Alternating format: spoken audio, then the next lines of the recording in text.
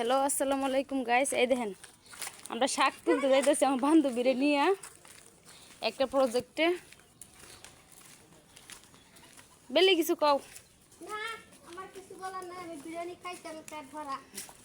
বিরিয়ানি খাই পেট ভরা, কিছু বলতে পারবো না। বিকাল টাইমে বলবো, সাজুগুজু করলে হারলে পাবে। রোদ্রের মধ্যে আমরা আইছি শাক তুলতে। এই যে ওদের শাক তুলবে। কি শাক? কি গাছে? তিনটা ফুলের মধ্যে। কই বেলি গাছ কোনটা?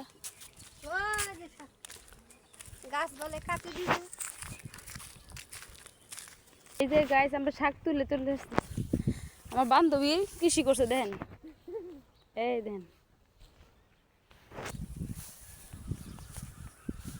বান্ধবী নিয়ে শাক তুলতে এলাম।